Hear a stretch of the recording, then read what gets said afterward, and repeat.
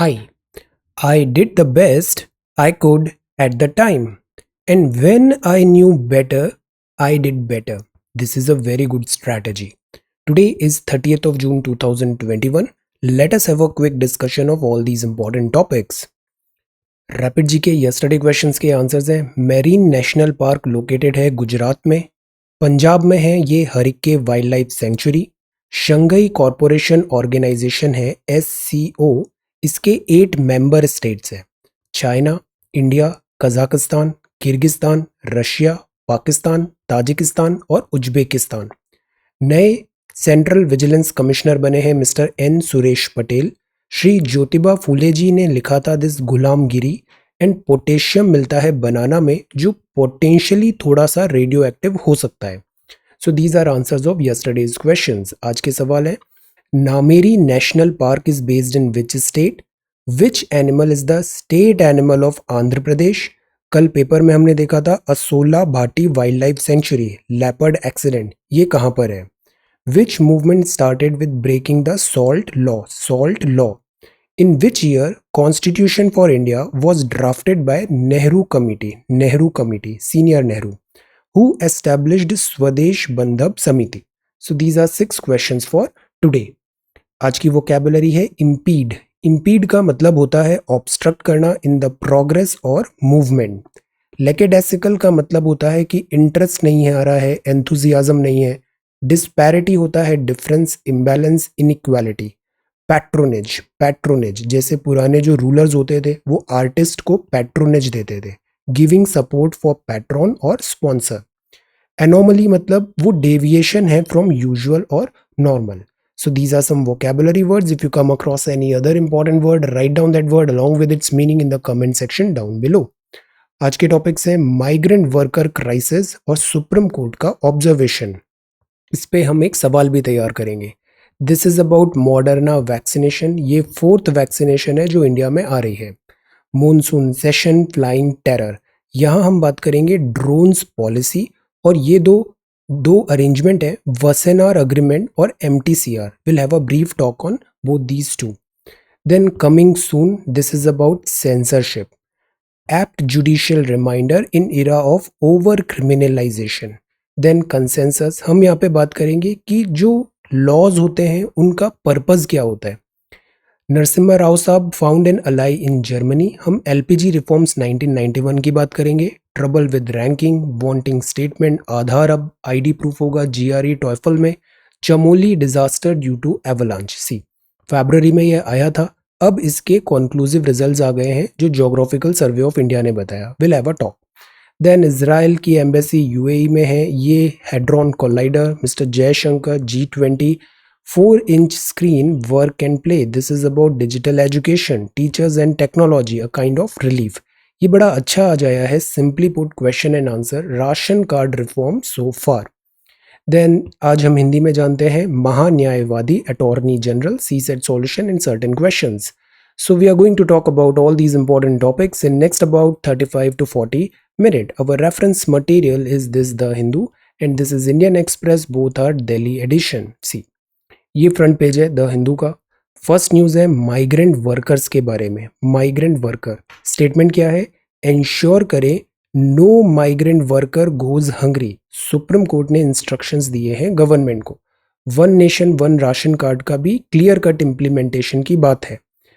Court ने कहा है कि government can not abdicate, abdicate मतलब अपनी जिम्मेदारियों से भाग नहीं सकते, abdicate it's duty in the wake of pandemic. Both in the first and the second wave of the pandemic जो माइग्रेंट वर्कर्स हैं वो एक्सपोज हो गए फाइनेंशियल हार्डशिप्स में।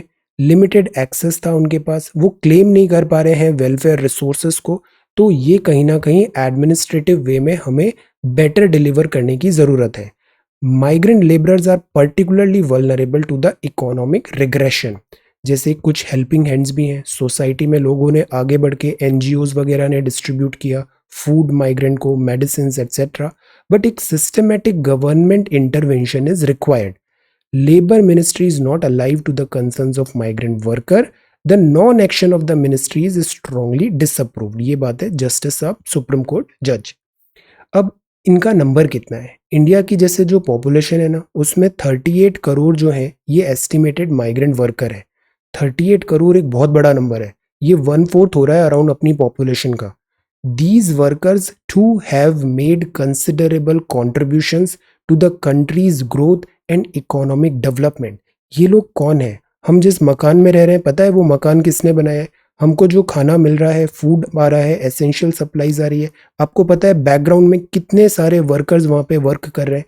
तो they are there, that is why we are having this smooth supply of this entire economic processes. So that is why इनका considerable contribution है country की ग्रोथ में और इकोनॉमिक डेवलपमेंट में। सो ड्यूरिंग दिस हार्डशिप हम इनको abandon नहीं कर सकते। We can not abdicate our duty. No migrant labourer is denied 2 meals a day। 2 वक्त का खाना एक बेयर मिनिमम नेसेसिटी है जो देना बहुत ज़रूरी है। अलोकेट करें एडिशनल फूड ग्रेन को भी, और जैसे कम्युनिटी किचन जो है उसको भी करें, जैसे हम सिखिज़म में देखते हैं कितने सारे लंगर ऐसे। सिमिलरली और भी जगह हमने देखा कि जो कम्युनिटी है ना, कम्युनिटी आगे बढ़ के आ रही है और वो किचन सप्लाईज ऐसे इनको इंश्योर कर रही है। राइट टू फूड जो है ना, ये one of the bare necessities of life है। बेयर नेसेसिटीज ऑफ लाइफ मतलब जैसे रोटी कपड़ा मकान बोलते हैं ना, तो food is bare necessities of life. Intrinsic part है राइट टू लिव का। Right to live article 21 with dignity and honour. तो ज़रूरी है कि नेशनल फूड सिक्योरिटी जो एक्ट है उसके थ्रू हम इनको फूड सप्लाई दें। प्रधानमंत्री गरीब कल्याण अन्न योजना के थ्रू जो एक्सटेंडेड पीरियड में सप्लाईज थी कंटिन्यू रखें। जो पूरा वर्क है ना वो सब सेंस ऑफ अर्जेंसी में होना चाहिए। वन राशन वन कार्ड एक बहुत अच्छी स्कीम है। कल परसों ही इसके बारे में हमने देखा था कि नो मैटर वो लेबरर या माइग्रेंट वर्कर कहाँ रजिस्टर्ड है, उसका जो राशन कार्ड है वो पूरे इंडिया की पीडीएस में वैलिड रहेगा। कि वो बिहार का है वो गुजरात में भी जाके राशन फेयर प्राइस शॉप से ले सकता है। वन राशन वन कार्ड, इसको इम्प्लीमेंट करना ज़रूरी है एक्सपीडिशियसली। एक डेटा है national database for unorganised workers. ये एक पोर्टल है बिकॉज पॉलिसी हम बनाते हैं। पॉलिसी किस बेसिस पे आप बनाओगे? जब आपके पास डेटा होगा, जब आपके पास नंबर होगा। जैसे अपने पास ये नंबर आ गया 38 करोड़ हमारे यहाँ माइग्रेंट वर्कर है, तो उसी के हिसाब से तो आप पॉलिसी डिज़ाइन करोगे, पॉलिसी का स्केल डिज़ाइन करोगे। तो ज़रूरी है ये डेटाबेस हो, national database for unorganised worker. ये एक पोर्टल है, डिजिटाइज करना है। रजिस्टर करें, आइडेंटिफाई करें माइग्रेंट वर्कर को, अनऑर्गेनाइज्ड लेबरर्स को, ताकि उनके राइट्स वेलफेयर और फूड सिक्योरिटी प्रॉपरली डिलीवर हो पाए। तो this is a good thing, but the point is यहाँ पे बड़ा डिले चल रहा है। ये अभी बहुत ज़्यादा एंथुजियास्टिकली इस पे वर्क नहीं हुआ है। सो हमें एक सेंस ऑफ अर्जेंसी चाहिए। अब ये जो माइग्रेंट वर्कर क्राइसिस है ना, पिछले 1 साल से हमने इसके बारे में कई बार बात की है। ऑलवेज वी ट्राइड कि हम एक कंप्लीट पिक्चर दें, सॉल्यूशंस यहाँ पे हम फाइंड आउट करने की कोशिश करें। काफ़ी टाइम बीत गया है, सेकेंड वेव भी आ गई, तो इस प्रश्न को फिर से रिविजिट करते हैं। Prepare a note on the migrant workers crisis on the backdrop of कोविड-19। ये बड़ा इंपॉर्टेंट क्वेश्चन है। जैसे 2020 का आप पेपर देखो, GS1 में भी कोविड-19 से रिलेटेड हार्डशिप सोसाइटी में क्या हुआ वो आया। GS2 में भी कोविड-19 से रिलेटेड क्या चैलेंजेस आ रहे हैं एडमिनिस्ट्रेशन पे वो आया। सो दैट इज़ वाई हमारी अप्रोच ऐसी होनी चाहिए। सी, जो एक्चुअल पेपर आता है ना एग्जाम में, उसको एज इट इज़ उस स्टैंडर्ड का उस लेवल का रेप्लिकेट करना बहुत डिफिकल्ट है। ऐसा होता भी नहीं है। तो आइडियोलॉजी, हमारा जो आइडिया है ना आंसर राइटिंग में, वो हमेशा ये होना चाहिए कि हम ऐसी चीज़ों की आंसर राइटिंग करें जो हमें फ्रूटफुल भी हो, जो हमें मतलब एक तीर बहुत सारे शिकार हो। हम एक चीज़ तैयार करें और उससे बहुत सारी चीज़ें हमारी प्रिपेयर हो जाए। जैसे हम एक माइग्रेंट वर्कर क्राइसिस पे नोट प्रिपेयर करेंगे ना, अब इस नोट में you have got freedom. Administrative ways लिखिए, आप इसमें सोसाइटी के वेज लिखिए, आप इसमें इकोनॉमिक लिखिए, आप इसमें एथिकल लिखिए, आप थोड़ा हिस्टोरिकल चीज़ें भी बता सकते हो, आप टेक्नोलॉजी रिलेटेड चीज़ भी बता सकते हो। तो सी, एक प्रश्न तैयार किया और हमारा GS1 का भी मैटर हो गया, GS2 का भी हो गया, GS3 GS4 इवन इंटरव्यू ऐसे everything. So that is why this is a very good strategy. Right answers आपके खुद के लिखे हुए आंसर्स हैं, रिटेंशन ज़्यादा होगा। बस आपको एक बार रिवाइज करना है, आप रिप्रोड्यूस बहुत अच्छे से कर पाओगे मेन एग्जाम में। सेकेंड, आप आंसर शेयर करो। जब हम अपना वर्क शेयर करते हैं ना तो हमें मोटिवेशन मिलता है। ये मत डरिए कि कौन क्या सोच रहा है, क्या बोलेगा, काम अच्छा नहीं है, एटसेट्रा। इस चीज़ पे कभी ध्यान देना ही नहीं चाहिए। आप बस अपना काम करते जाओ, डेली कोशिश करो कि कल का आंसर आज से बेटर होना चाहिए, दैट्स ऑल। और आप आंसर शेयर करो, आप मुझे व्हाट्सएप भी करते हो, मेल भी करते हो, I am reading your answers, you are doing very good. ये डिसिप्लिन आप मेंटेन रखिए। सेकंड, आप वेबसाइट पे जाइए, वेबसाइट में डिस्कस इनेबल्ड है, वेबसाइट में किसी भी टाइप का कोई एडवर्टाइजमेंट नहीं आता है। आप बस वहाँ पे अपना आंसर शेयर कर दो, बाकी लोग भी आंसर देखेंगे, वो भी आपसे सीखेंगे, आप उनसे सीखो। This is a very good strategy, okay. So do this thing, इससे एक डिसिप्लिन आएगा और ग्रेजुअली आप देखना थोड़े टाइम तक आप करो, ये प्रोसेस बहुत ईजी लगने लग जाएगी। शुरुआत ही सबसे डिफिकल्ट काम होता है किसी भी चीज का, स्टार्ट, ओके। नाउ ये क्वेश्चन है, इसको तैयार करिए। अब जो अगला है वो है government gives nod for Cipla to import Moderna's vaccination. Excellent, एक नई वैक्सीनेशन आ रही है, डीसीजीआई ने इमरजेंसी यूज इसको अप्रूवल दे दिया है। वैक्सीन कोवैक्सीन हो गई, कोविशील्ड हो गई, स्पुतनिक हो गई, और अभी फाइजर जॉनसन एंड जॉनसन की भी बात चल रही है। ये मॉडर्ना वैक्सीनेशन है, 7 मंथ तक इसकी शेल्फ लाइफ है, 30 डेज, ये सब डेटा है इसका। So the point is new vaccination is there. Vaccination लगाइए और केयरफुल कंडक्ट रखिए, this is the only way out of this COVID crisis, okay. अब आगे बढ़ते हैं। मॉनसून सेशन लाइकली है जुलाई 19 अगस्त 13 में। सी 3 सेशन होते हैं, budget session, monsoon session, winter session. तो अभी मॉनसून सेशन अभी प्लान्ड है, फिर जब विंटर्स आएगी तो एक विंटर सेशन भी होगा, फिर फरवरी में फिर से बजट सेशन होगा, ऐसे करके ये साइकिल चलती रहती है, ओके। अब तो ये था front page of the Hindu, और ये अब आते हैं एडिटोरियल में। ये है फ्लाइंग टेरर। पिछले 2-3 दिनों से हम कंटिन्यूअसली देख रहे हैं unmanned aerial vehicle, UAV. Technology जो है ना, ये डबल एज्ड सॉर्ड है, यूज भी है तो मिसयूज भी है। अनमैन्ड एरियल व्हीकल से हम डिलीवरी एसेंशियल्स की कर सकते हैं, सर्वेज कर सकते हैं, मॉनिटरिंग कर सकते हैं, एडमिनिस्ट्रेशन में इसकी यूटिलिटी है। There are so many good usages, but इसके हार्मफुल और दिस नेगेटिव एंटी सोशल जो एलिमेंट्स हैं वो इसका टेररिज्म में यूज कर रहे हैं।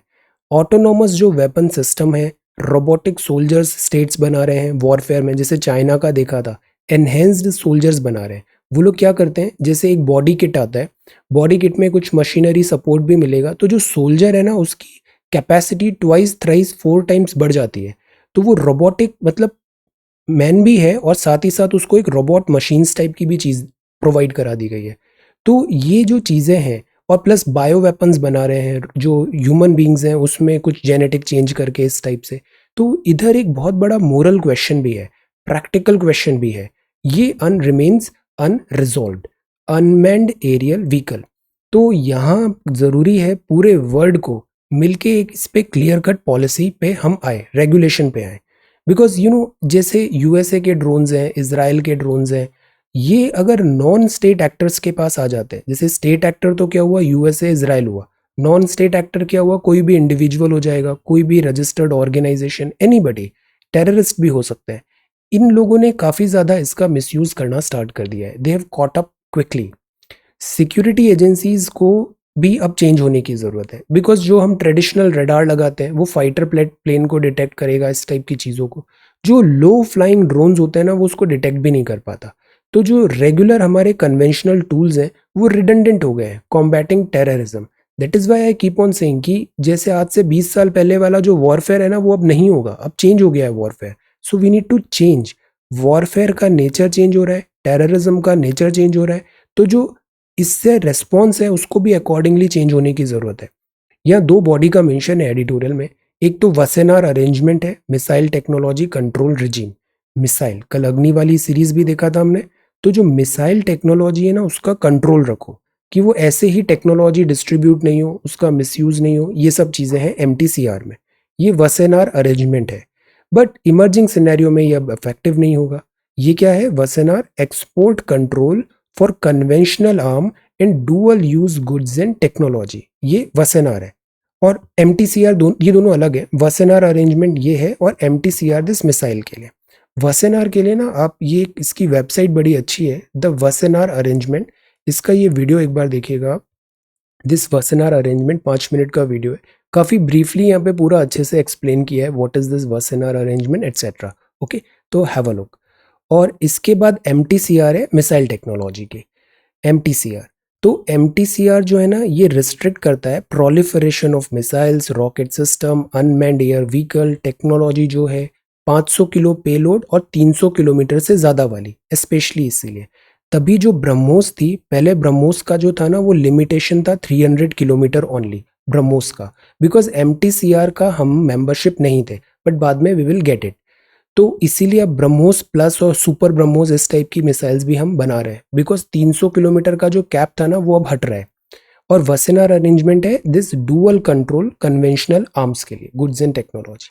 अब ड्रोन्स के कॉन्टेक्स्ट में ये इतना ज़्यादा यूटिलिटी नहीं है इनका, तो ये चीज़ है Wassenaar and MTCR। Okay, then terrorism जो है, ये कॉम्बिनेशन ऑफ स्ट्रिंजेंट लॉज से हम फाइट करें, invasive surveillance, harsh policy, offensive against other countries, ये चीज़ें हम ट्रेडिशनली टेररिज्म से लड़ने के लिए फॉलो किया है, बट अभी तक इतना कुछ सक्सेस मिला नहीं। जैसे USA ने 20 साल अफगानिस्तान में टेररिज्म पे वॉर लड़ा, कोई रिजल्ट्स नहीं आए। तो क्या सॉल्यूशन हो सकता है? एक्सपोनेंशियल प्रोलिफरेशन हो रहा है नई टेक्नोलॉजी का, आर्टिफिशियल इंटेलिजेंस हर किसी के पास अवेलेबल हो रही है ये टेक्नोलॉजी। तो जो नॉन स्टेट एक्टर है, इवन एक इंडिविजुअल है, उसके पास भी बहुत ज़्यादा दिस डैमेजिंग पावर आ गया है। तो अकॉर्डिंगली हमें दिस काउंटर टेररिज्म मेजर्स लेने चाहिए। हमें ज़रूरत है हम इंटरनेशनल कोऑपरेशन लें, कंसेंसस डेवलपमेंट करें, नई टेक्नोलॉजी का डिप्लॉयमेंट करें, ताकि हम डील कर पाएँ इस चेंजिंग नेचर ऑफ वॉरफेयर का। फ्लाइंग टेरर, ये जो अटैक हुआ है ना ड्रोन्स, ये बड़ा इंपॉर्टेंट टॉपिक है। ये आगे चल के मिलिट्री स्ट्रैटेजी, पॉलिसी, सिक्योरिटी, इन सब में ये जो फैक्टर है ना, ये डोमिनेट करने वाला है। तो इसको बहुत अच्छे से हम ग्रेजुअली समझते जाएंगे। देन ये कमिंग सून है, this is next editorial, coming soon. New layer of censorship एक थ्रेट है existing space for space, this space discourse. See, censorship क्या होती है? गवर्नमेंट ने बोला ये बात नहीं करनी है, ये मैसेज नहीं आना है, फिल्म में ये नहीं होगा, इसको कट कर दो। तो जो फिल्म आती है अप्रूवल के लिए, उसको बहुत सारे कट्स लग जाते हैं, बहुत सारे सीन्स डिलीट होंगे, लैंग्वेज डिलीट होगी, इस टाइप से। फिर उनको सर्टिफिकेशन होता है कि ये एडल्ट है, या फिर ये यूनिवर्सल है, या फिर अंडर पेरेंट्स सुपरविजन है, इस टाइप की चीज़ें मिलती हैं।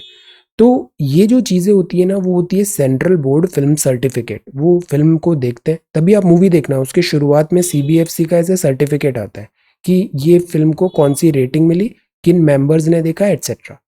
अब बात ये है कि CBFC ने, बोर्ड फिल्म सर्टिफिकेट ने सर्टिफिकेशन दे दिया। अब गवर्नमेंट सिनेमेटोग्राफी एक्ट 1952 में अमेंडमेंट ला रही है कि इस सर्टिफिकेट जो मिला है ना, उसको भी हम रिविजन कर सकते हैं, रिवाइजनल पावर हो सकता है। मतलब बाद में चल के गवर्नमेंट उसको चेंज कर देगी, सर्टिफिकेट या फिर कट्स।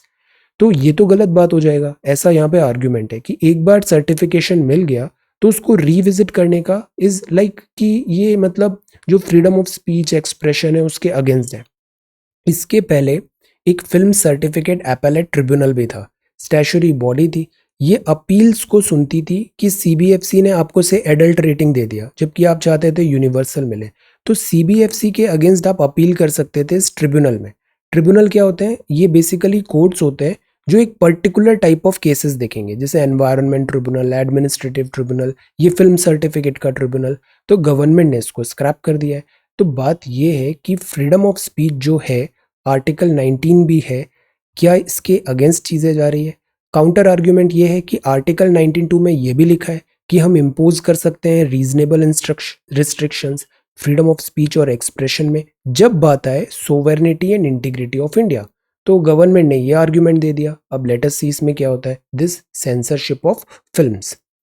ये रिलेटेड आर्टिकल भी ये है कि ओवर क्रिमिनलाइजेशन हो रहा है, इरा ऑफ ओवर क्रिमिनलाइजेशन।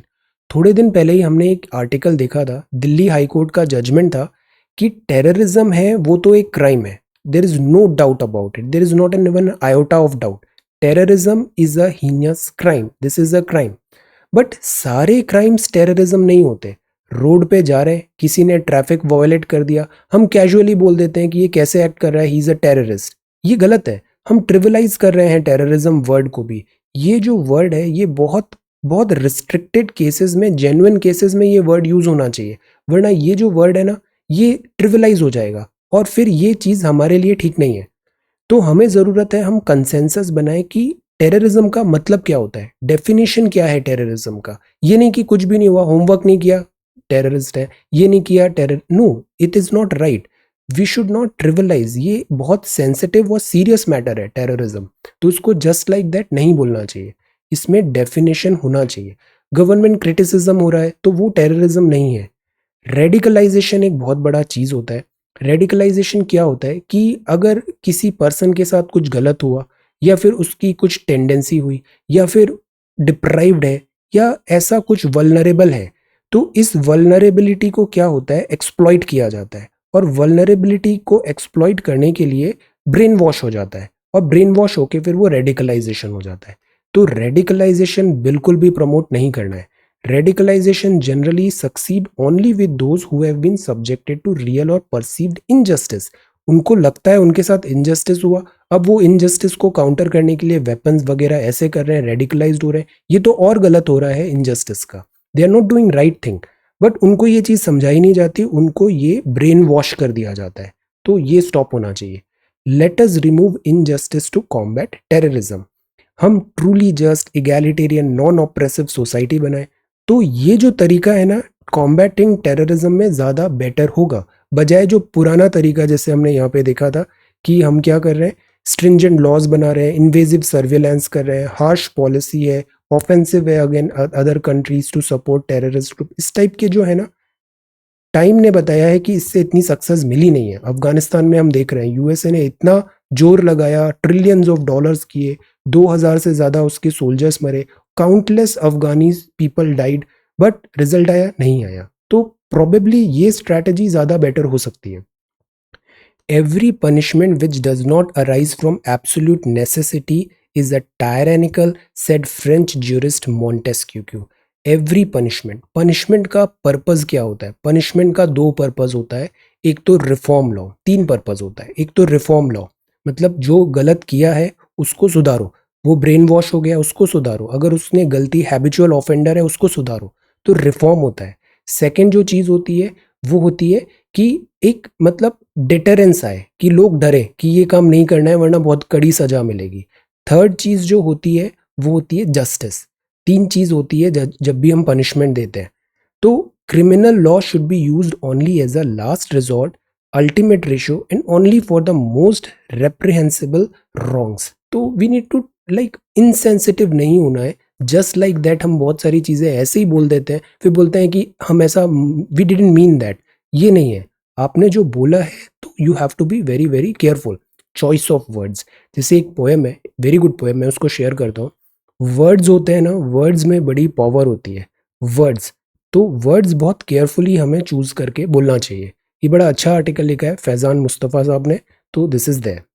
अब यहाँ पर है हाउ नरसिम्हा राव साहब found an ally in Germany. See before that यहाँ पर भी है anti torture vision is still distant for India है अभी। और ये बात है 1991 एलपीजी रिफॉर्म।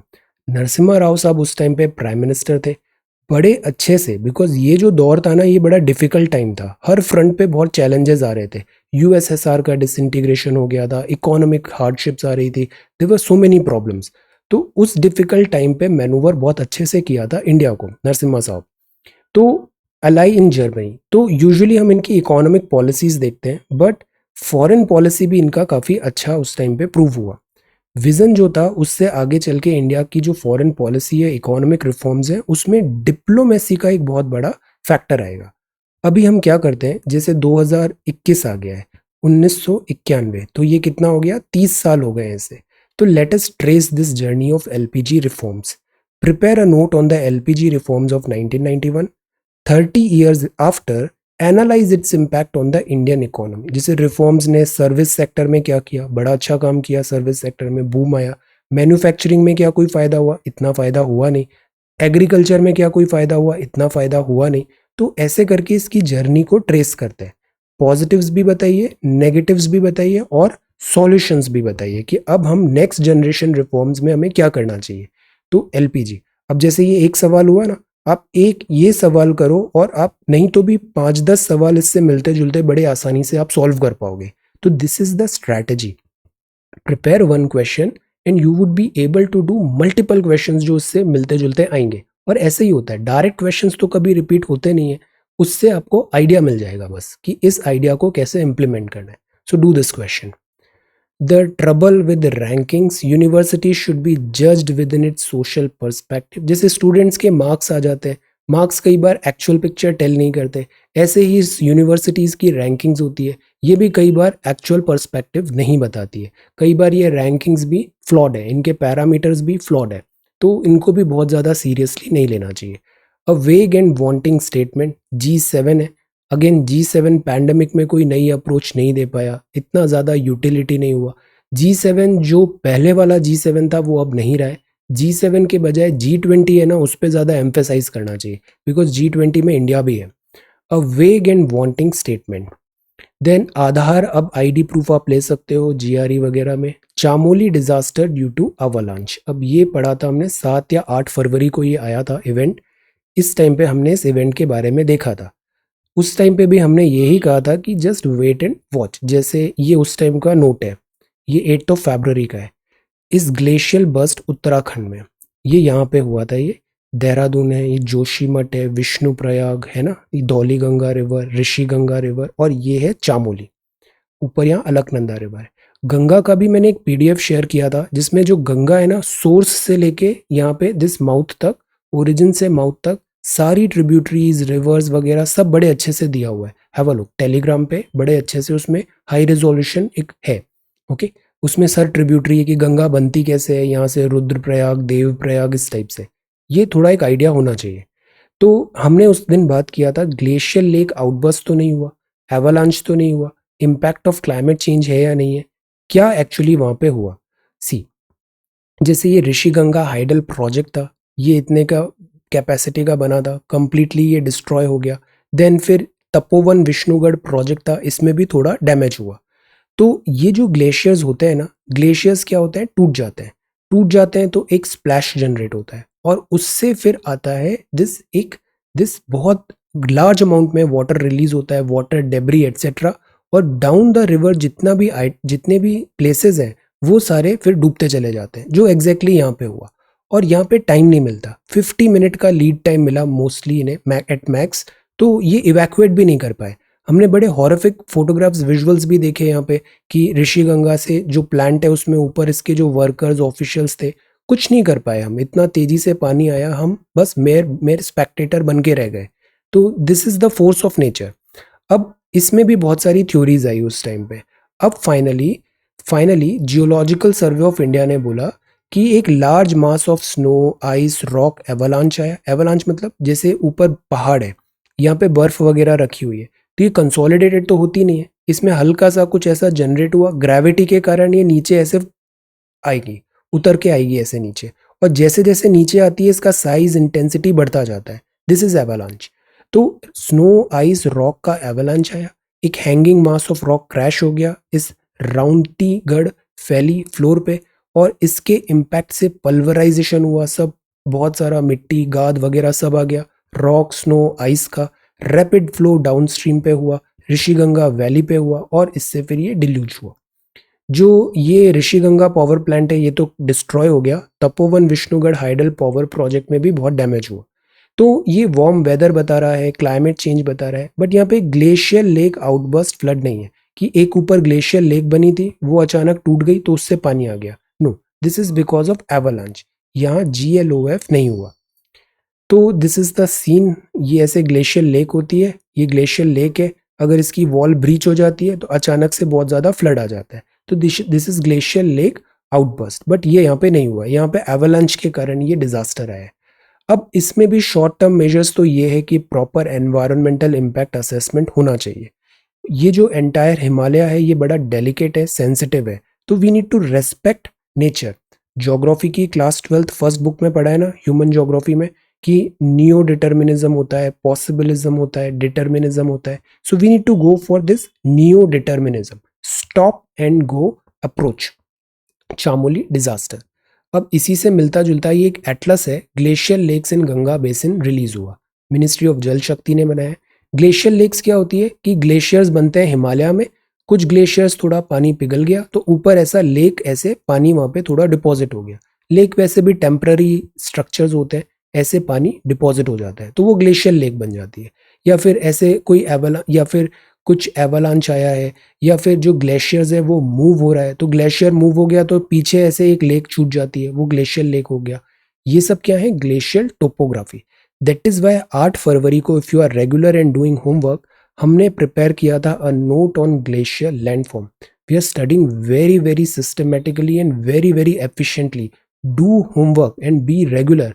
आपको बहुत कम टाइम पे इसके बहुत अच्छे रिजल्ट्स आने दिखने लग जाएंगे। ओके, तो ये अभी एक resource set to linear imaging self scanning satellite data से मिनिस्ट्री ऑफ जल शक्ति ने ये ग्लेशियर लेक बनाया। ऑलराइट, अब आगे बढ़ते हैं। This is Indian value, this not integration पे कम है। Cyber skills being used for terror, Shringla साहब ने कहा है। अब इनके जो स्टेटमेंट है ना, मतलब गवर्नमेंट की ऑफिशियल पॉलिसी ये है, so we need to follow these statements. इन्होंने बताया कि ये नेफेरियस एक्ट है, ये अंडरमाइन करता है trust, this state sponsored cyber terrorism. अब मिस्टर कांत हैं, ये सीईओ हैं नीति आयोग का, इनका टेन्योर एक्सटेंड हो गया है। डिजिटल डिवाइड इन कोलकाता, हम अक्सर ये बोलते रहते हैं डिजिटल डिवाइड क्यों है। This is the reality. Reality है 40% student lost out fine study. तो गवर्नमेंट का एक ही बात है, वेलफेयर होना चाहिए। वेलफेयर मतलब गवर्नमेंट के लिए सब बराबर है, हर सेक्शन ऑफ सोसाइटी को इक्वली वहाँ पे ख्याल रखना है। अब बताइए 40% स्टूडेंट्स हैं, उनके पास कुछ एक्सेस ही नहीं है, डिजिटल डिवाइड नहीं है, तो ऑब्वियसली उनकी पढ़ाई में काफ़ी ज़्यादा कॉम्प्रोमाइज़ होगा। Experts points climate change impact. Israel ने एम्बेसी ओपन किया है यूएई में, अब ये एक बहुत बड़ा डेवलपमेंट है। ट्विटर के दिन सही नहीं चल रहे हैं। देन दिस इज कांट, और ये कोल्ड ट्रुथ है, this is again very horrific. Tracking the digital divide in Kolkata, mister she honours PLA soldier killed in Galwan. अब सी, ये भी एक चाइना का पॉलिसी है। चाइना में न्यूज़ कभी बाहर आती नहीं है, बट इनको अब मानना पड़ा कि यहाँ पे चाइनीज सोल्जर्स का भी काफ़ी ज़्यादा यहाँ पे क्लैशेस में लॉस हुआ था उनका। जज dismiss competition case against Facebook, जैसे फेसबुक की पॉलिसी है क्रश कर दो कंपटीशन, जो आपको चैलेंज कर सकता है उसको बडिंग स्टेज पे ही खरीद लो, buying out rivals. Israel's Lapid open embassy in UAE, अब ये एक बहुत बड़ा पिक्चर है। ये इसराइल के फॉरेन मिनिस्टर है, यूएई मिनिस्टर है, यहाँ ऐसे मीटिंग हो रही है अबू धाबी में। आज से कुछ टाइम पहले ना ये मतलब इमेजिन भी नहीं कर सकते थे कि ये पूरा अरेबियन दिस पेनिनसुला इसराइल के साथ इतने अच्छे टर्म्स हो जाएंगे इनके। इसराइल को रिकग्निशन भी दिया है इन्होंने, और फाइनेंशियल टाइज भी बढ़ रहे हैं, दे आर कमिंग क्लोजर। ये पूरा सऊदी के जितने भी कंट्रीज हैं ना, इनके बड़े अच्छे रिलेशंस डेवलप हो रहे हैं इसराइल के साथ। Israel then Tigray forces seize capital, ये अगेन यहाँ पे दिस डेवलपमेंट हो रहा है इथियोपियन गवर्नमेंट में। टिग्रे रेबल्स हैं ये ऊपर, यहाँ पे मिलिशिया टाइप है इनका, इनकी माइनॉरिटी है यहाँ पे, but they want to capture this entire Ethiopia. Tigray financially ये काफ़ी स्ट्रांग है। मिस्टर जूमा को कंटेम्प्ट ऑफ कोर्ट 15 महीने जेल। बांग्लादेश में अब कोविड-19 के केसेस बढ़ रहे हैं, यूएस ने वैक्सीनेशन देने का बात किया। ओपेक ने बोला forcing India to tap Iran for oil if prices stay high. Iran एक ऐसा कंट्री है ना, ये ईरान एक कंट्री बस ठीक हो जाए, लाइन पे आ जाए, और हमारी सारी प्रॉब्लम सॉल्व हो जाएगी। ईरान से हमें सस्ता तेल भी मिल सकता है, ईरान से हमें बहुत इजीली एक्सेस मिल सकता है सेंट्रल एशिया का। बट प्रॉब्लम ये है कि ईरान के जो एम्बिशंस हैं, डायरेक्शंस हैं, वो बहुत यूएसए के साथ कन्फ्रंटेशन होता है, फिर एक रिजीम, सैंक्शन रिजीम आ जाता है, और फिर हम एक्टिवली यहाँ पे वर्क नहीं कर पाते। This is the primary reason कि ये जो चाबार पोर्ट है, या फिर जो Zahedan this railway track line वगैरह है, इसमें इतना डिले क्यों हुआ, डिफ़िकल्टी क्यों हुआ। अगर ये ईरान में अगर नॉर्मलसी आ जाए ना, तो यहाँ से हमें बड़ा सस्ता तेल भी मिल सकता है, प्राइसेस स्टे हाई। एक टाइम था ईरान रुपी में भी पेमेंट लेने के लिए रेडी था, तो this is a very good thing. But problem है सैंक्शंस। अगर ये न्यूक्लियर डील भी हो जाएगी ना, तो हमें काफ़ी रिलीफ मिलेगा। Finance minister wants monetisation of oil assets expedite करें, ऑयल का बड़ा दिक्कत चल रहा है। फ्रेश स्टिमुलस है, फिस्कल डेफिसिट बढ़ जाएगा। अब स्टिमुलस का मतलब क्या होता है, आपने ज़्यादा खर्चा किया, ज़्यादा खर्चा किया मतलब साल भर में जितनी आमदनी, साल भर में जितना खर्चा, दोनों का जो डिफरेंस है उसको बोलते हैं फिस्कल डेफिसिट, आमदनी और खर्चा। अब इकोनॉमी रिवाइव करना है तो खर्चा ज़्यादा करना पड़ेगा, तो ये जो आमदनी और खर्चे का वेज है ये और ज़्यादा बढ़ जाएगा 60 basis point. Bharti to invest 500 million OneWeb पे, अब लंका को भी पैसे चाहिए, 1 billion India swap deal. Then Sri Lanka basically tourist economy है, तो टूरिस्ट इकोनॉमी, ट्रांसपोर्टेशन एटसेट्रा बहुत बुरी तरह पिटा है, तो श्रीलंका की अभी financial health is not good. और इसी चीज़ का फ़ायदा उठाता है China, chequebook diplomacy. Then this is sports, sports में न्यूज़ है, this is Wimbledon, Neeraj Chopra Switzerland talent. अब इंडियन एक्सप्रेस में भी ये वन राशन कार्ड का अगेन न्यूज़ है। डिले जो है वो अनपार्डनेबल है, डिले नहीं करना है। गवर्नमेंट मॉडर्ना, ये एक और अच्छी चीज़ हो रही है कि on the spot door to door vaccination drive चल रही है, सबको वैक्सीनेशन लगाया है।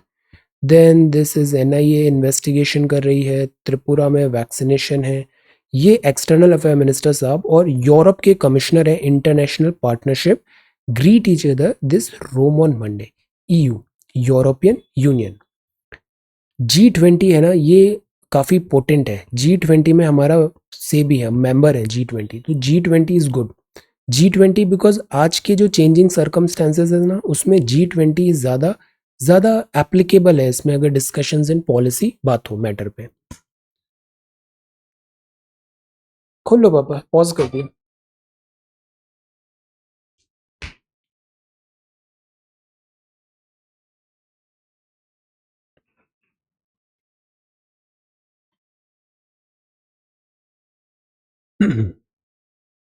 अब ये मॉनसून सेशन है पार्लियामेंट का, जुलाई 19 से कमेंस होगा। देन दिस इज राष्ट्रपति साहब का विजिट। लीगो जो है इसने हेड्रॉन स्पॉट किया, first collision between neutron star और ब्लैक होल जैसी चीजें यहाँ पे फाइंड कर रहा है। ओरिजिन ऑफ ब्लैक होल्स और न्यूट्रॉन स्टार्स। ब्लैक होल्स इतनी ज्यादा ग्रेविटी है, स्टार जब डाई करता है ना तो ग्रेविटी बहुत ज़्यादा दिस ब्लैक होल में कन्वर्ट होता है, तो ग्रेविटी इतनी ज़्यादा होती है कि यहाँ से लाइट भी इवन पास नहीं हो पाती, एस्ट्रोनॉमी वगैरह। देन एक चंद्रशेखर लिमिट भी होता है, वो क्या होता है आप बताओ? A kind of relief. Centre ने जो बोला है एड देना है इकोनॉमी को, it is good. Direct demand side minimal है। सुपर सेंसर की जो बात है not right. This is Kim, North Korea दुबला हो गया है, ये propaganda. Then this is count our dead new face old idea. जो ईरान की भी अब पॉलिसी है ना, वो बहुत ज़्यादा चेंज नहीं होगी, बिकॉज वी नो पॉलिटिशियंस चुनाव के टाइम पे अलग होते हैं और एक बार वो जो जीत जाते हैं तो वो फिर स्टेट लाइन पर ही फॉलो करते हैं, जैसे कि जो Biden. 4 inch screen work and play. Children जो है ना प्राइमरी स्कूल में डिजिटल एजुकेशन इनॉर्मसली इनएडिक्वेट है। अभी एक कुछ दिन पहले एक वीडियो भी वायरल हुआ था, एक छोटी बच्ची ने अपील किया था कि मतलब दिन भर बस मतलब टाइम ही नहीं मिल रहा है बस डिजिटल एजुकेशन में, कंप्यूटर्स वगैरह, तो थोड़ा वर्कलोड कम करें। बिकॉज बहुत सारी जो दूसरी चीज़ें हैं ना वो डिप्राइव हो रहे हैं लर्निंग दोज थिंग्स। इनॉर्मसली इनएडिक्वेट है, और डिजिटल एजुकेशन में ये सप्लीमेंट हो सकती है, रिप्लेसमेंट नहीं हो सकती नॉर्मल एजुकेशन का, नॉर्मल जो मॉडल है स्कूल्स का। लर्निंग डेफिसिट है, pandemic year must be addressed.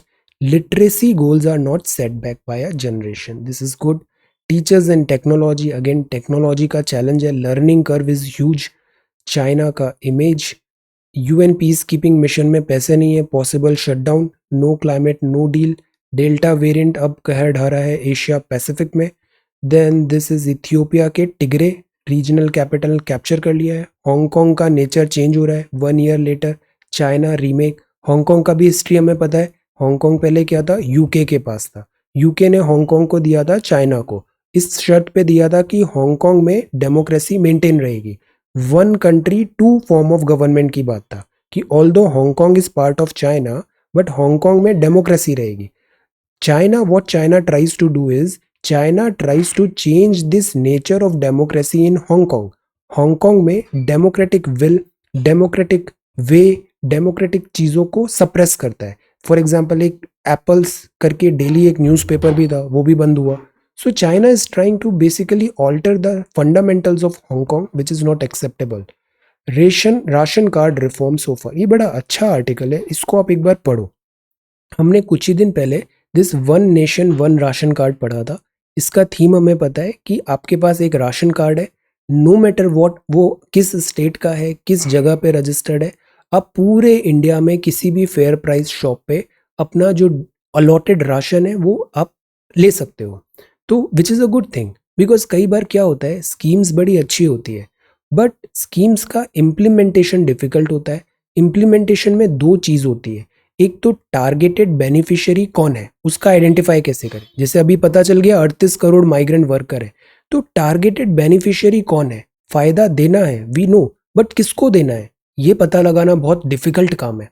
Second, जिनको टारगेटेड बेनिफिशियरी को टारगेट को फायदा देना है वो ऐसा कैसा मैकेनिज्म लगाएं कि वो उसको यूटिलाइज कर पाए। बिकॉज पहले हम देखते थे घोस्ट बेनिफिशियरीज होते थे कि उन लोगों का भी नाम है, वो लोग भी राशन कार्ड से सामान निकाल रहे हैं जो इवन डोंट एग्जिस्ट, या फिर they died several years ago but still they are withdrawing their ration. तो ये लूप होल्स थे हमारे डिलीवरी सिस्टम में, इससे आता था करप्शन, इनएफिशिएंसी।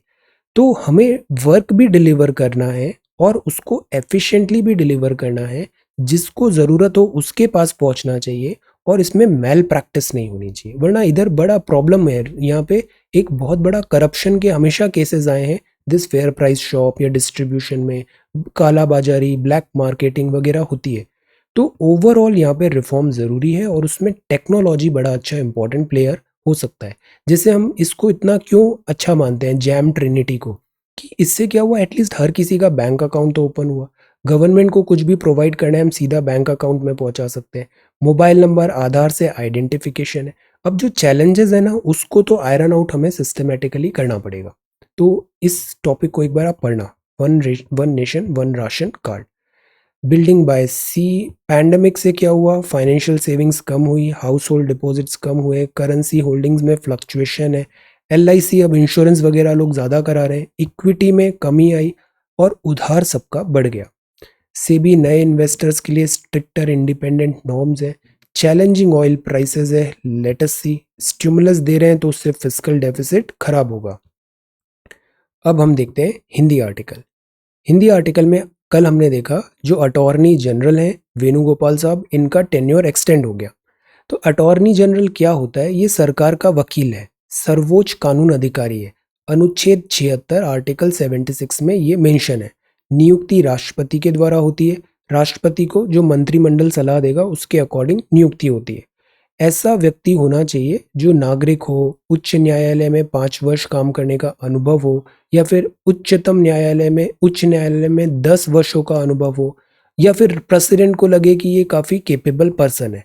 तो ऐसा एक भी कंडीशन फिट हो रहा है तो नियुक्ति हो जाएगी। कार्यकाल ऐसा कुछ फिक्स नहीं है, सरकार जब तक चाहे तब तक रखती है। निष्कासन जो है वो भी राष्ट्रपति, जैसे ही सरकार बोलेगी राष्ट्रपति उसको हटा देंगे, मतलब मर्सी ऑफ प्रेसिडेंट पे इनका अपॉइंटमेंट होता है। कर्तव्य क्या होता है, गवर्नमेंट ऑफ इंडिया के वकील हैं, जो भी वकील मतलब कानून रिलेटेड हेल्प चाहिए, एडवाइसेस चाहिए, गवर्नमेंट को रिप्रेजेंट करना है, वो सारा काम करेंगे ये अटॉर्नी जनरल। सर्वोच्च न्यायालय में सरकार का रिप्रेजेंटेशन करना है, प्रेसिडेंट को 143 के थ्रू कोई हेल्प चाहिए तो वो मतलब सरकार का प्रतिनिधित्व होगा बाय अटॉर्नी जनरल। अधिकार और सीमाएं क्या है कि ये बड़ा इंटरेस्टिंग है। वोट देने के अलावा ये दोनों हाउसेज है ना, उसमें किसी भी मीटिंग वगैरह जिसमें मेंबर है वहां जा सकते हैं। तो इनको एक्सेस टू लेजिस्लेटिव दिस मिला है, लेजिस्लेचर का एक्सेस है, वोट नहीं डाल सकते, बट ये दोनों हाउस की सिटिंग्स वगैरह में जा सकते हैं अगर वो उस कमेटी के मेंबर हैं। तो ये ठीक है इनके लिए। इसके अलावा सॉलिसिटर जनरल ऑफ इंडिया होते हैं, solicitor general, additional solicitor general होते हैं अतिरिक्त। ये भी क्या होते हैं, महान्यायवादी की हेल्प के लिए होते हैं।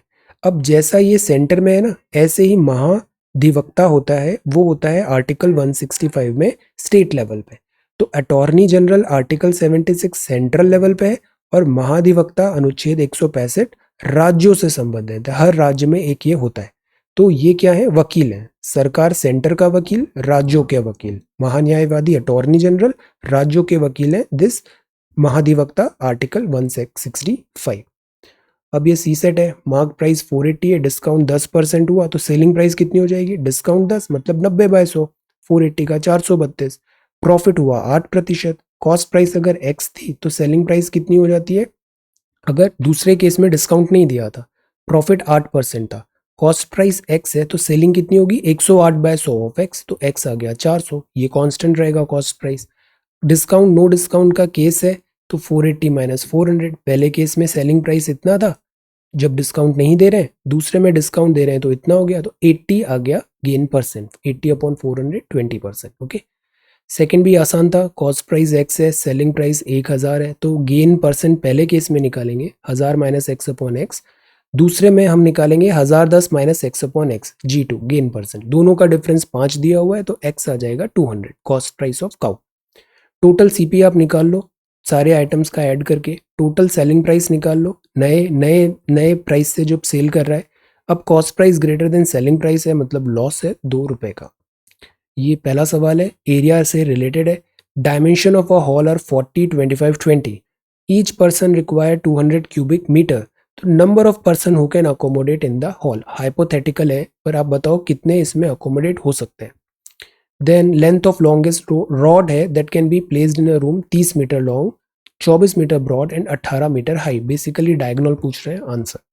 सरफेस एरिया ऑफ क्यूब है 600 centimetre square, length of diagonal कितना होगा। So these are 3 questions for today. Okay, ये थर्ड क्वेश्चन था, ये थर्ड क्वेश्चन था, सरफेस एरिया इतना है तो लेंथ ऑफ डायगोनल कितना होगा।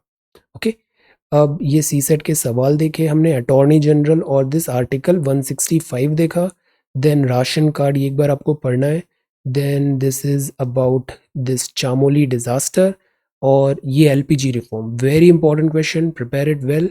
This is Wassenaar arrangement, MTCR, flying terror, ये भी तैयार करना है, migrant crisis. Okay, so this is 30th of June 2021. Thank you so much for watching this video. Take care, study well and be safe.